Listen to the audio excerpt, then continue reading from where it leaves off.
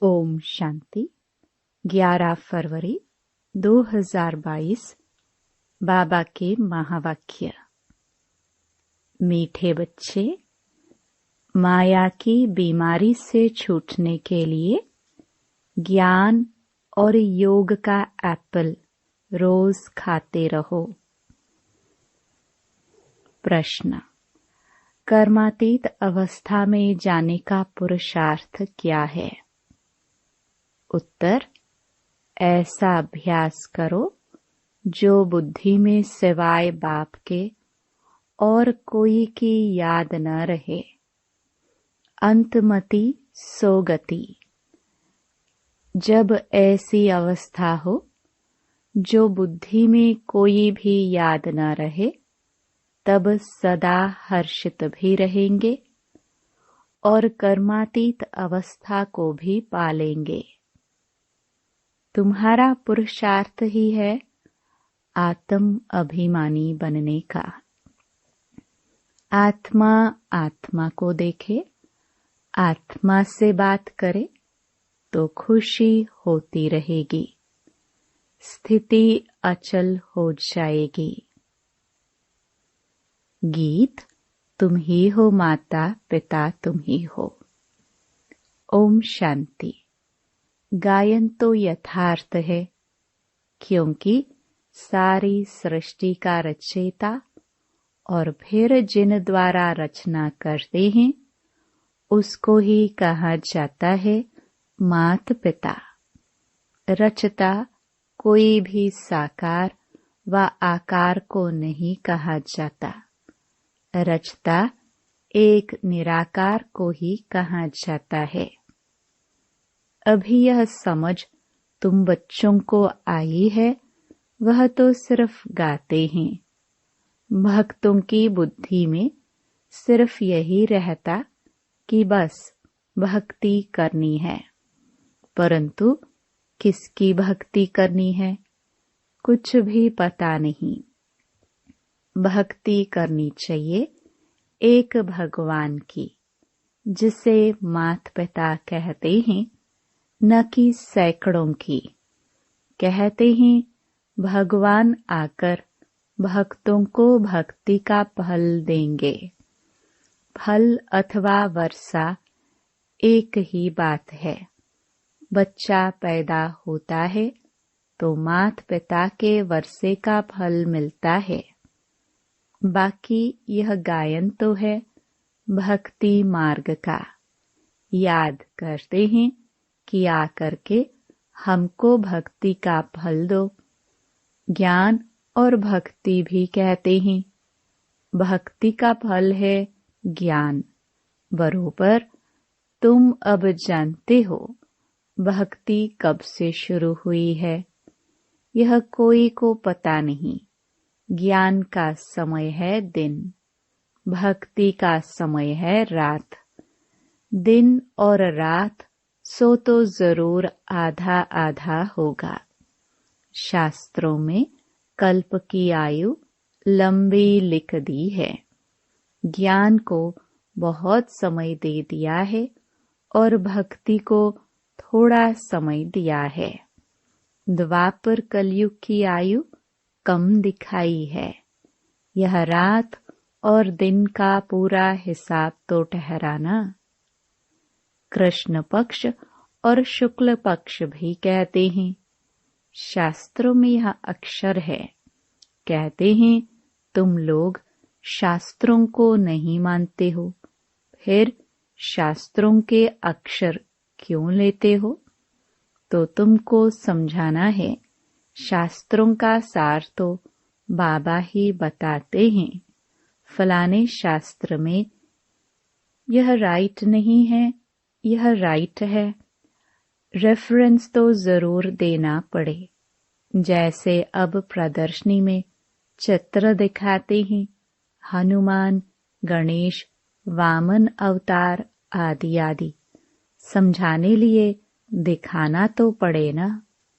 जो बातें रॉन्ग हैं वह वर्णन कर फिर राइट क्या है वह समझाते हैं। अब बाबा की महिमा गाते हैं। शिवाय नमः फिर लिखा है त्वमेव मातश्च पिता। नाम तो देना पड़े ना। मनुष्यों को यह पता नहीं कि हमारा बाप कौन है। कहते भी हैं ओ गॉड फादर। बुद्धि उधर जाती है। मनुष्य प्रार्थना आदि करते हैं तो जानते हैं परमपिता परमात्मा परलोक में निवास करते हैं। ब्रह्मा विष्णु शंकर को याद करेंगे तो बुद्धि सूक्ष्म वतन में जाएगी। फर्स्ट सेकंड फिर थर्ड फ्लोर है। अब मुख्य बात है बाप को भूले हैं। बाप आकर उल्हना देते हैं। तुमने हमारी कितनी ग्लानि की है। बाप जो सर्व का सद्गति देने वाला है उनकी फिर सर्व ने बैठ ग्लानि की है। भगवानुवाच है ना यदा यदा ही। भारतवासी अपने धर्म की ग्लानि करते हैं। कहते हैं ईश्वर सर्वव्यापी है। क्या सब में ईश्वर हैं? तो कह देते हैं कच्छ अवतार मच्छ अवतार वर अवतार। बाप तो भारतवासी बच्चों को ही कहते हैं क्योंकि बच्चे ही ग्लानि करते हैं। यह मुरब्बी बच्चा ब्रह्मा भी ग्लानि करता था। यह ग्लानि भी ड्रामा में नोंधी हुई थी। तब तो पापात्मा बनते हैं। बाप ने तो सबको पावन बनाया था क्योंकि पतित पावन है। पावन बनाकर विश्व का मालिक बनाते हैं। बनाने वाले बाप को कितनी गाली देते हैं। जब समझाते हैं तो उस समय मान लेते हैं। समाचार भी आता है इतनों ने सही की कि बरोबर आपकी बात राइट है। अब कहते हैं श्रीमद् भगवत गीता तो भगवान की है श्रेष्ठ ते श्रेष्ठ मत। ऊंचे ते ऊंचे की मत भी ऊंची होगी ना। वह आकर पतित भ्रष्टाचारी को श्रेष्ठाचारी बनाते हैं। तो पहले पहले एक का परिचय देना पड़ता है। तुम बच्चों में भी नंबरवार तो है ही। बहुत बच्चे लिखते हैं बाबा क्या करे, माया का तूफान हमको ठहरने नहीं देता है। हमको यह विकार तंग करते हैं। बाप कहते हैं तुमको इन पर विजय पानी है, नहीं तो पद भ्रष्ट हो जाएगा। शिक्षक ही अगर ऐसा कुछ काम करेंगे तो जरूर औरों को संशय पड़ेगा कि खुद की चलन तो ऐसी है और दूसरों को ऐसे समझाते हैं। विकार भी कोई सेमी होता है। सतो रजो तमो हर बात में होता है। सत्य को सतो ऊंच कहा जाता है। कलयुग को तमो नीच कहा जाता है। दुनिया भ्रष्टाचारी कहते हैं परंतु अपने को कोई भ्रष्टाचारी समझते नहीं है। बाप समझाते हैं इस रावण राज्य में एक भी श्रेष्ठाचारी नहीं है। समझो कोई से पूछा जाता है ऊंचे ते ऊंचा कौन, तो कहेंगे भगवान है। उनका ऑक्यूपेशन जानते हो? नहीं। या तो कहेंगे सन्यासी ही ऊंचे हैं क्योंकि पवित्र रहते हैं। खुद भी सन्यासियों को फॉलो करते हैं, नमस्ते करते हैं। तो उन्होंने पूछना चाहिए सन्यासियों से भी जरूर कोई ऊंचा होगा। सन्यासी भी भगवान की साधना करते हैं। आजकल तो चित्र भी बहुत बनाए हैं। सबसे ऊंचा परमात्मा को ही रखते हैं। अब राम व कृष्ण के आगे शिवलिंग रखना यह भी बड़ाई है। नहीं तो वह कोई शिव की पूजा थोड़ी करते हैं, वह तो खुद ही राज्य करते हैं। जब वह पतित बनते हैं तब पूजने लगते हैं। ऊंचे ते ऊंच निराकार परमात्मा को ही कहा जाता है। पतित पावन, सर्व का सद्गति दाता, सबका लिबरेटर, अपने साथ सबको ले जाएंगे। तुम जानते हो वह हमारा बाप है। हम सब इस समय बीमार हैं। ज्ञान से एवर हेल्दी और एवर वेल्दी बन जाते हैं। कहते भी हैं रोज एप्पल खाओ तो एवर हेल्दी बन जाएंगे। यह तो तुम प्रैक्टिकल देख रहे हो। माया ने सबको बीमार बना दिया है। अब सबको हेल्दी वेल्दी बनाने वाला एक बाप ही है। सूक्ष्म वतन में भी आत्माएं हेल्दी हैं। यहाँ अनहेल्दी आत्माएं हैं। फिर मूल वतन से पहले जब आत्माएं आएंगी तो सुख ही देखेंगी। तो बाप ब्रह्मा द्वारा हमको बहुत सुख देते हैं। अब विनाश तो होना ही है। इस यज्ञ से ही विनाश ज्वाला निकली है। वो लोग राय कर रहे हैं शांति कैसे हो, परंतु यह भी गाया जाता है नर चाहत कुछ और। शांति भी तब होगी जब विनाश होगा। फिर सभी आत्माएं मुक्ति धाम में चली जाएंगी। विनाश होने के सिवाय और कोई उपाय तो हो ही नहीं सकता।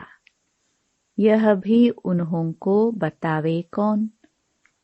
इन भीष्म पितामह आदि को तो पिछाड़ी में ज्ञान मिलना है। मनुष्य शांति के लिए उपाय ढूंढते हैं कि आपस में मिलकर एक हो जाए, परंतु ऐसा तो होना ही नहीं है।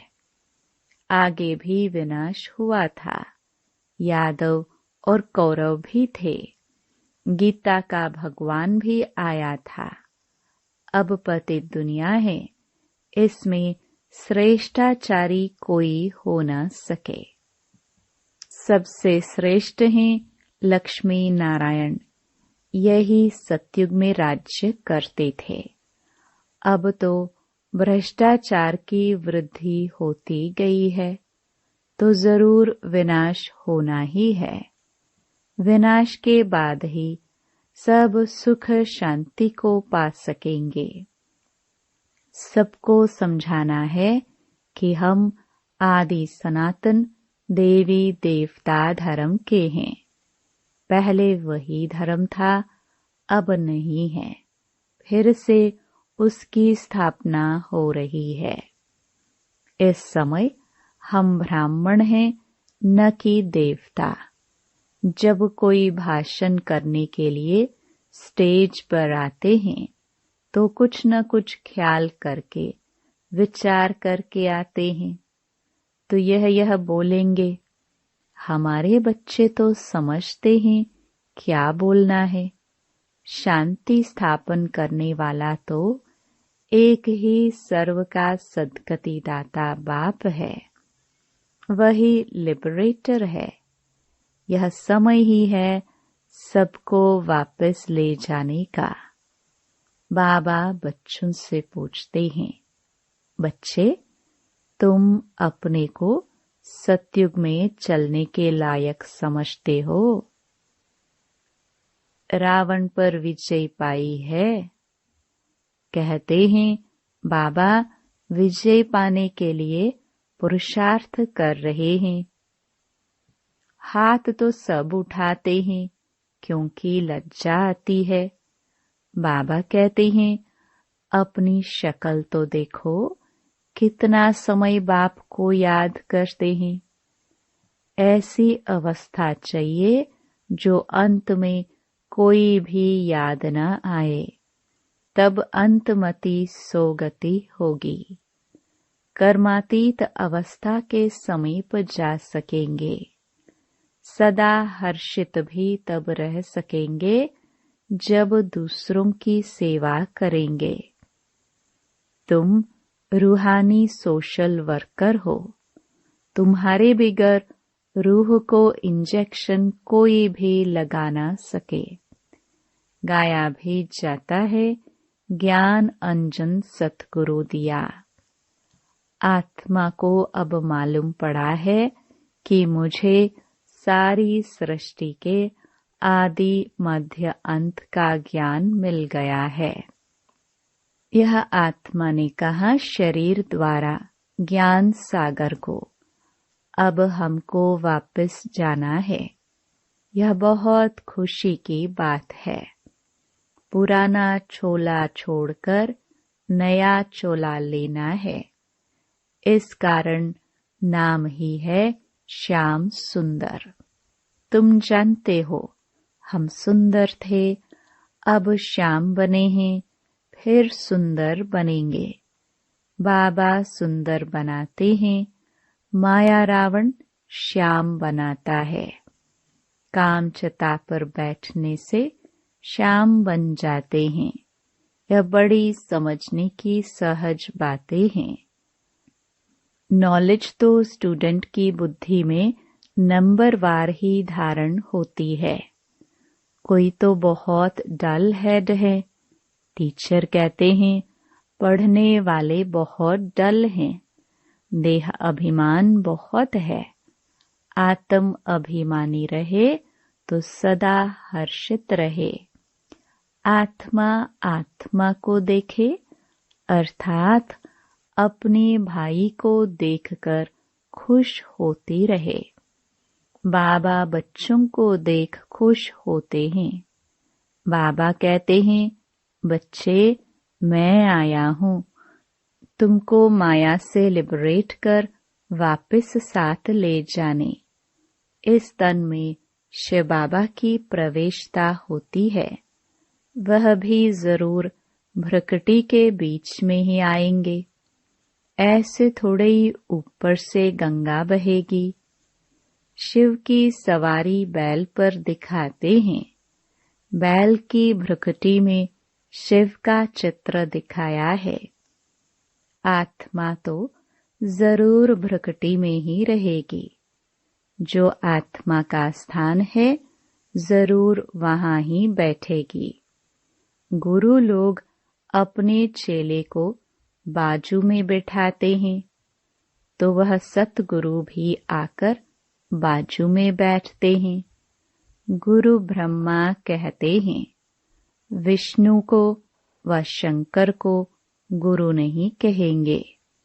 वही ब्रह्मा फिर विष्णु के दो रूप बनते हैं।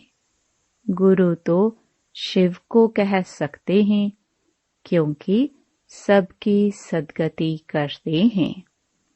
ऊंचे ते ऊंच फिर भी भगवान है। कितना अच्छी रीति समझाया जाता है।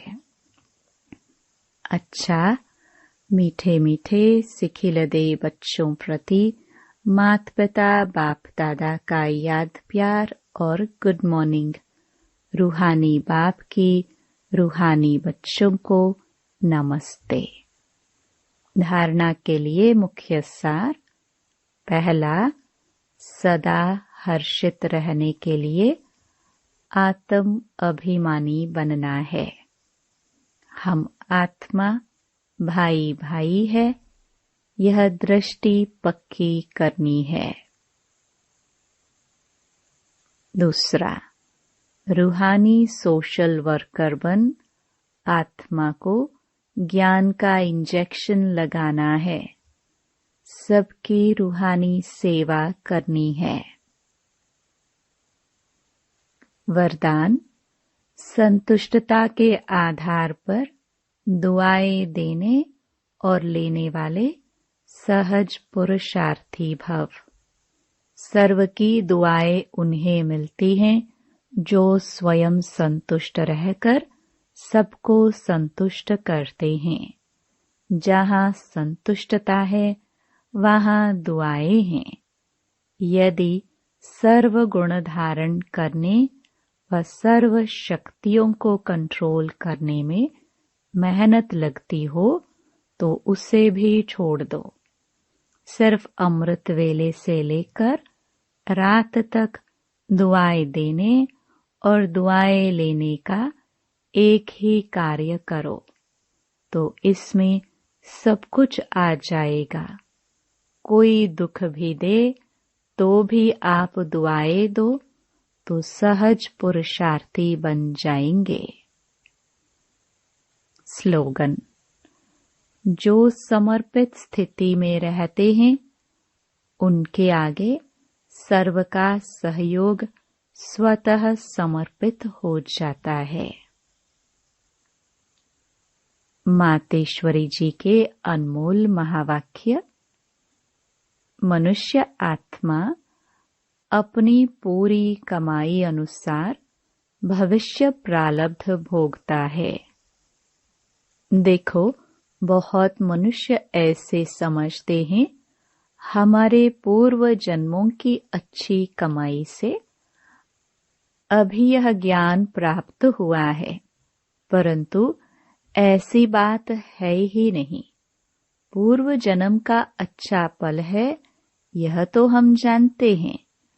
कल्प का चक्र फिरता रहता है, सतो रजो तमो बदली होता रहता है, परंतु ड्रामा अनुसार पुरुषार्थ से प्रारब्ध बनने की मार्जिन रखी है।